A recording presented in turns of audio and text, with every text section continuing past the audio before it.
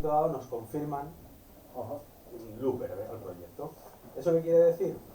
Que lo primero, facturas, que eso siempre es muy, eso es lo mejor, es lo mejor de todo. De venga, ya nos podéis facturar y tal, y como además nosotros íbamos a... Es un momento más bonito para un autónomo. Claro, nosotros íbamos, por un lado, en este tipo de contratos, primero hay un pago, digamos, por episodio, ¿vale? Por episodio de un mínimo y tal, ¿no? Y luego, una vez ya presupuestado todo ya ha empezado toda la maquinaria de producción, se presupuesta el presupuesto final y de eso ya nos llevamos un porcentaje muy pequeño, pero un porcentaje. Resultó que ser la segunda serie más cara producida por HBO Europa. La primera fue 30 monedas, de repente pues, joder, pues recibimos un buen dinero y dijimos, coño, pues acaban de financiar HBO esto de la continuación de la que vamos a ponernos con García, y además, claro, Hacía 4 y 5 a la vez. claro, entonces ya de repente es como, ya dice, vamos a doblar la apuesta y vamos a hacer otro díptico. En este caso, claro, no vamos a poder permitirnos hacer lo que hicimos con los dos primeros, de que salían con 3 meses de tal, porque, o sea, es que en la muerte, yo ya ya estaba agotadísimo. De todas maneras, de hacerte un momento, solamente es para ponerte bien, porque, en serio, he leído, claro, acaba de salir hace poco García 4, lo acabo de leer, sé que es un nuevo díptico, 4 y 5, y a mí personalmente, como que me ha resultado leerlo igual de novedoso que me resultó leer el número 1. No sé cómo explicarlo, porque es como súper fresco, me parece, bueno, que es una genialidad, por tu parte posiblemente es lo mejor que has hecho, no sé si estás de acuerdo. Supongo que al ser lo último, si tú lo dices, dirás que de sí, acuerdo. Bueno, junto con versos hemos dicho. Claro. No, pero en serio, a ver, hay una cosa... Al leerlo me da una sensación de decir, hostia, claro, hay una cosa que claro, que solo lo consigues cuando ya estás haciendo una serie como de continuará y ya llevas más de 600 páginas dibujadas. Claro. Y es que claro, ya los personajes ya les has pillado el punto. Yo ahora veo los dos primeros libros y veo un dibujo mucho más tosco, peor definidos los personajes, a nivel de dibujo, ¿eh? Sí. Claro, con el tercero ya, además, empecé ya a controlar mucho mejor las herramientas digitales, todas estas cosas ya me iba liberando, ¿no? Un poco de ciertas ataduras. Y todo esto ya, claro, evidentemente despuntó con García 4. Entonces, García 4 es un libro muy maduro. Teníamos miedo de que no cayera bien por ser como una primera parte y dejarte un poco ahí como, ¿y ahora qué va a pasar y tal? Pero sabíamos que toda la apuesta a nivel de guión, de estructura, de ese compromiso de contar un relato cada vez más grande, de salir incluso literalmente de España, ¿no? de abrir, digamos, la ventana y ver el mundo, unido al hecho de que yo ya también tenía mano y trabajar además, sumado a que no tienes prisa, porque ya es que no tienes ninguna necesidad de meter otros trabajos por medio, no tienes esta angustia de, Dios mío, eso te lo tengo que quitar de encima porque necesito pagar facturas con otros trabajos y tal. No. O sea, aquí el trabajo se ha hecho con una, no con una calma, sí, pero sí con una tranquilidad que te permite ver luego las cosas con una cierta distancia y decir, vale, puedo corregir esto, puedo hacer tal, no sé qué. O sea, reflexionar sobre ello. Entonces, creo que García, aun siendo la primera parte de un díptico, y esperemos que el segundo quede tan bien como el primero, creo que es eso, sí, ahora mismo es la entrega más ambiciosa. Creo que las dos primeras tienen lo bueno que tiene la frescura del nuevo. La frescura y el misterio. Vale. O sea, que cuando tú ofreces un misterio y todo empieza a desarrollarse, empiezas a poner las primeras piezas ahí en el tablero y tal, la gente puede, fascinarse mucho y decir, hostia, esto tal, no sé qué. Y luego cuando ya empiezas a resolver todas esas tramas que has abierto, pues igual... Tenemos un giro muy interesante ahí, casi a peli de espías, así. Sí. Bueno, hablando de pero lo que quiero decir es que en el primero y segundo se impregna esa cosa de lo misterioso, es muy nocturno, hay muchas escenas muy nocturnas, entonces hay ese punto que es difícil luego volver otra vez a recuperar, porque claro, la frescura de la sorpresa, ya, eso es. Claro. Y aquí lo intentamos compensar con esa sofisticación, con esa complejidad, con volver ya definitivamente a lo que queremos hacer, que es una historia coral, ya no solo García. Claro, o sea, desde el principio tiene el nombre de García por el personaje, pero lo primero es que es una historia dual de García y Antonia, y luego todos los demás personajes que van entrando y saliendo en esta epopeya y tal, ¿no? En la que pues hay trayecto que cada uno de los personajes tiene que recorrer. Yendo a un nivel estilístico, ahora que estamos hablando de Nueva York, porque claro, Sí. yo por ejemplo, me ha gustado mucho, yo lo único que he dibujado es Nueva York toda mi vida, porque sí, en Iron Fist, en Hawkeye, todo transcurre en Nueva York, sí. Entonces, claro, me ha gustado mucho verlo, además es un ambiente que parece como tan de cómic, siempre desde Will Eisner, ¿no? Y tal, y ver las calles de Nueva York, Claro. o sea, aparte de lo que es la dificultad de tener que dibujarlos y tal, ¿qué tal, o sea, el enfrentarte a dibujar Nueva York en un cómic?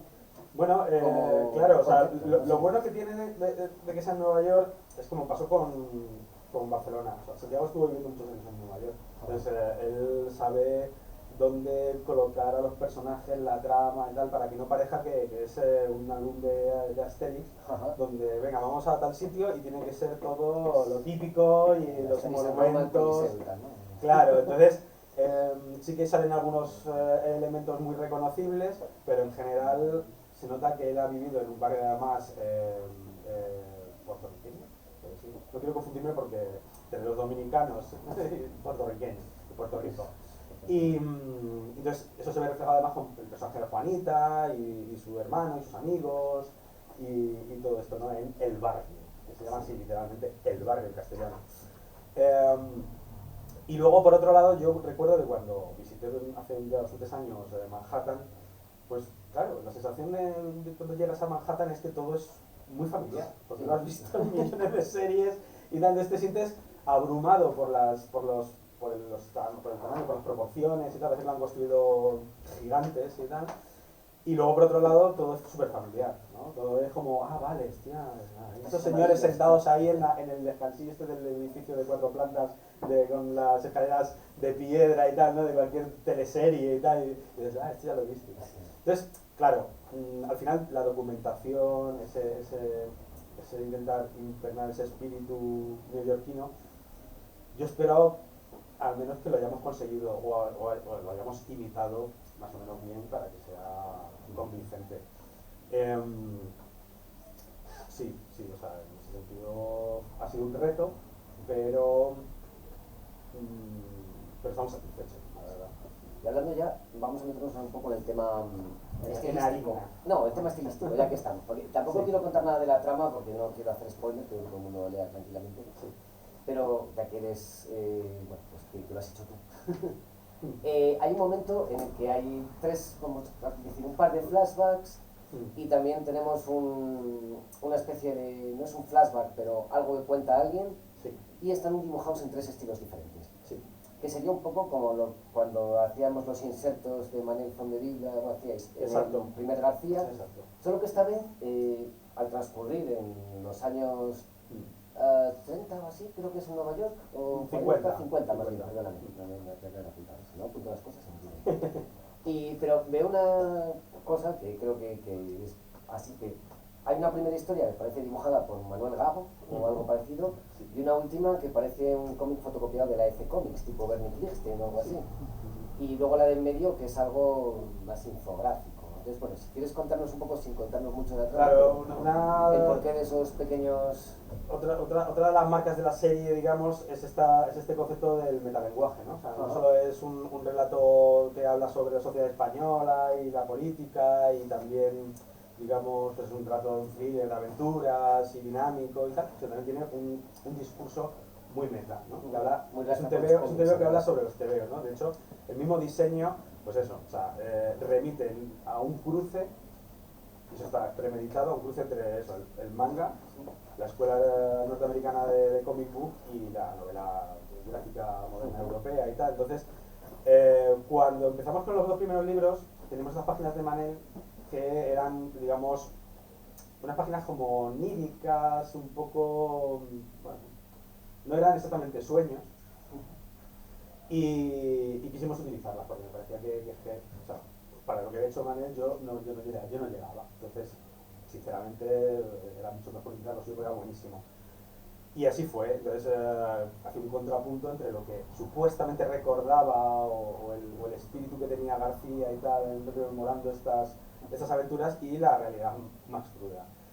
En el tercer libro, eso ya fuimos, digamos, en cierta forma, o sea, volvimos a incorporarlo porque me parecía que era como muy interesante que también, en cierta forma, fuéramos narrando diferentes épocas de la historia del cómic, ¿vale? A través de este tipo de flashback. Entonces, en el tercero, hay un momento en el que a García pues, le drogan y tal, entonces tiene un viaje lisérgico, y se me ocurrió bueno, que mejor manera que dibujarlo pues como el artista de Yellow Submarine, no recuerdo el nombre, que luego Santiago me dijo, joder, pues que no se parece, esto es un rollo Calatayud de la hostia y tal, y yo, pues perfecto, porque mira, o sea, es que si tenemos que hacer un homenaje, prefiero que la referencia sea Calatayud, pero sí, bueno, era esta cosa. Y llegado ya al cuarto libro, pues claro, también hay ese flashback en el que remite a unas memorias, digamos, así más ingenuas de García, entonces decidí dibujarlo como a mano de Gago, ¿no? Incluso la tipografía está hecha a mano. Todo, y de hecho, sí, o sea, es digital, pero sí, bueno, ni siquiera está picado, o sea, sino que... A mano, yo consigo hacerlas, aunque las hagas en la pantalla... Sí, con el lápiz óptico y con todos los errores y las suciedades, y además estaba escrito así, ¿no? Con estas frases ingeniosas e ingenuas, ¿no? De los tebeos de la época y el estilo tosco y tal, ¿no? Y esos eran los tebeos que se estaban haciendo en España en ese momento. En los años 50 pues había una industria muy tosca, ahora aparte ya de la pre-bruguera o tal, ¿no? Pues los tebeos de aventuras eran tosquillos. Y eso, luego hacíamos un contrapunto en las páginas finales con, digamos, más o menos ese mismo recuerdo, pero narrado como si fuera un tebeo norteamericano, también de la misma época, donde la F Comics tenía en plantilla unos dibujantes con un talento y con una capacidad acojonante de buena. No voy a hacer spoiler, pero claro, que las dos historias, que siendo prácticamente el mismo recuerdo, una es mucho más naif y la otra es más F Comics. Exacto. Entonces, y todo pegaba, y entonces todo encajaba perfectamente con la idea de utilizar ese recurso para también hablar sobre la historia de los tebeos y los diferentes estilos y tal. Entonces, bueno, pues aparte que ya dentro incluso del flashback hay unas revelaciones, hay una información que hace que el personaje también cambie y tal, no solo es un... Porque hay una cosa que me ha molestado y es el ejercicio de estilo por escribir. Claro. O sea, que yo si cambio de estilo, si cambio de tipo de dibujo, si hago un tipo de diseño de página muy concreta o tal, porque me deje algo. No porque quiera simplemente sobrarme y dibujar. Mira, es que puedo dibujar así. ¿No? Exacto, no, porque la historia me lo pide. Eso yo lo aprecio mucho de la gente que tiene oficio. A mí me parece esto, ya digo, como lector, dibujante me parece perfecto. O sea, me parece que están metidos de una manera, vamos, que aporta mucho, ya es lo que te decía. Además es de un nivel conceptual, tanto...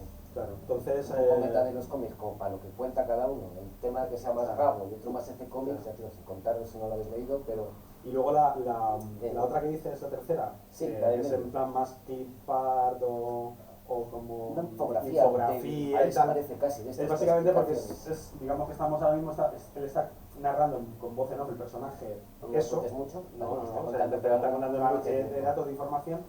Y claro, ese personaje es un analista, es un señor informático, tal y cual, no sé qué, entonces se lo está narrando de una manera psicológica, pues de esa forma. Me parecía que era lo adecuado para, digamos, también sirve para oxigenar, para que... Sí, y también para darle ese punto juguetón, ¿no? De que el lector esté viendo páginas en blanco y negro y de repente aparezca ahí unas páginas en azul. Estamos en medio, es un medio visual, estamos en el cómic y podías contarle un tocho escrito, en plan de un señor abajo pequeñito y un bocadillo. La cabeza típica de Marvel, nada de ahora sí, voy a contar la película. Pues, entonces, claro, no. Bueno, lo podemos haber utilizado porque de hecho utilizamos varios recursos que ya están en desuso, sobre todo el de los globos de pensamiento. Los globos de pensamiento, había algunas cuantas páginas que más que utilizar el cartucho rectangular de voz en off milleriana, que no es exactamente lo mismo. No. El bocadillo de pensamiento ya parece un recurso muy naif también y muy infantil y tal, pero me parece uno de los recursos más poderosos y más únicos del medio. Sí. Entonces me parecía que en algún momento dado, cuando Antonia va en el metro y está pensando y no sé cuándo, está pensando para ella, no está soltando un discurso para el lector. La noche me rodea. No, está como, joder, ¿y ahora qué hago yo con este tío? Y tal y cual. Y entonces, utilizar el recurso de la nubecita me parecía no solo adecuado, sino también algo bonito a reivindicar, ¿no? Anocenti quería usarlo en The Six. Y esto, pero pasa que al final no nos cuadraba. Morrison lo utilizó en ¿dónde fue? En The Field, de una manera muy ingeniosa, porque era un tío que, Sí, que estaba muy flipado, entonces hablaba como globos de pensamiento, pero eran globos de pensamiento que la gente podía ver. O sea, me rollo muy Morrison, entonces la gente veía el pensamiento en los globos y tal, era como, era una cosa como física, ¿no? O sea, era un tío que iba por la calle y los globos, su pensamiento se puede ver, ¿no? Pero bueno, sí. Y ahora que comentabas también lo de, bueno, a nivel conceptual es muy obvio, pero me parece buenísimo el tema de los colores, como habéis jugado en tanto en nuestros 3 tomos, como en este de repente meter el blanco, azul y rojo. Claro. Con el tema de Estados Unidos, ¿no? Claro, exacto. O sea, supongo que por lomos, ya que tenemos una primera bandera que es la roja, amarilla y morada en los 3 primeros, aquí calculo yo que el 5 posiblemente será azul. Pues sí, vais a seguir con claro, porque no vamos a repetir el rojo, entonces... Claro, por eso te digo, vais a seguir con el tono, esto es curiosidad, rojo, azul y blanco para mantener el díptico, con el rojo, azul y blanco. Bueno, todo, a ver, todavía está todo por ver, ¿eh? Lo que sí que está claro es que lo que queremos es que, por ejemplo, todos los lomos sean de un color, no haya otro tipo de elementos gráficos, salvo el color y el texto, para que luego cuando ya se vean a la librería pues sean diferentes colores y sus diferentes significados. Porque es lo que decíamos al principio, o sea, la forma y el fondo están pensados. Claro. O sea, que de la misma manera que aunque fue improvisado sacar la bandera republicana, porque teníamos pensado sacar un tercer libro, pero cuando salió dijimos, pues es que, a ver, es lo que toca. No toca. Es una declaración de intenciones, una declaración política, evidentemente, y... los 3 juntos. Bueno, claro. Los ponemos Sí. No, además luego, claro, en el tercero, digamos que la figura de Antonia cada vez tiene mucha más importancia, entonces, pues, claro, el tono morado pues también tiene mucho más significado, más allá de hacer la tricolor.